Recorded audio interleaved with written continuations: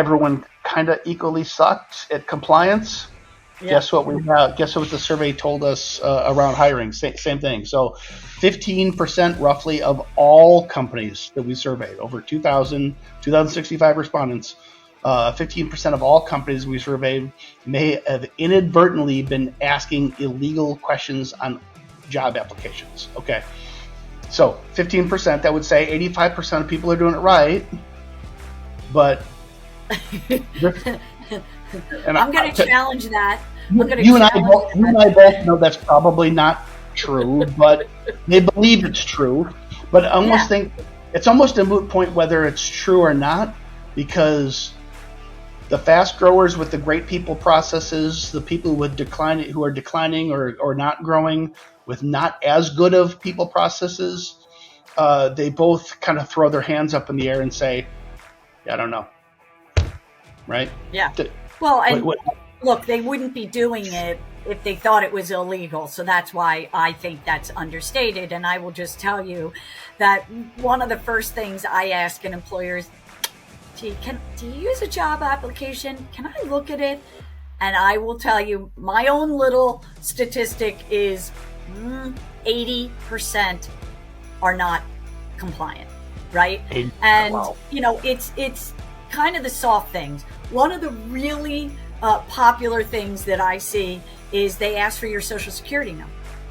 It's an application, Mike. It's not new hire paperwork. So you haven't hired the person yet. So you shouldn't be asking for a social security number. You don't want that data sitting around in your computer if you do it virtually or in an office, because you don't want that stolen and that to, be harmful to that person. So that's the first one that I see all the time. I've seen birth dates. I've seen asking for graduation dates, and that leads to age, right? Right. Again, go ahead. Yeah, I was going to say, tell people why that might not be obvious to everybody, but you answer what I was going to ask. It's if you ask somebody's birthday, you might think that's a legitimate question to ask, but now you're opening yourself up to age discrimination. Right. Absolutely. And, believe it or not, even in this day and age, I certainly have seen, for your government contractors, they may ask you to voluntarily tell your race, and that's okay. If it's voluntary. If it's mandatory, then that's a problem. And the other one that I see all the time, Mike, is, are you a U.S. citizen? So erroneously, employers think they can ask that because they're like, well, they have to be able to fulfill the I-9.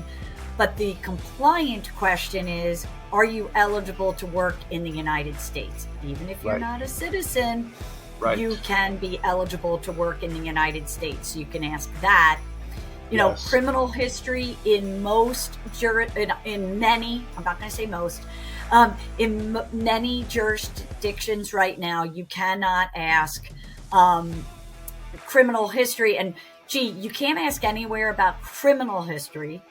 You can ask about felony convictions in some states.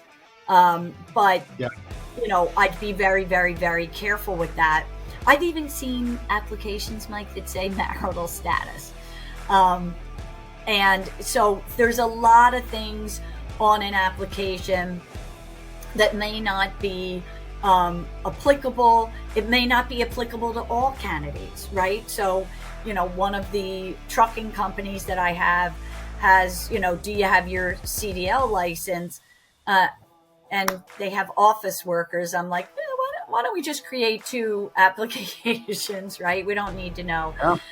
They don't have to have their CDL license. Right. So really important to look at those applications. And by the way, if you give the application to one candidate, it goes to all candidates for that job. You might say C-level doesn't have to have an application, but everybody else does, but just be consistent.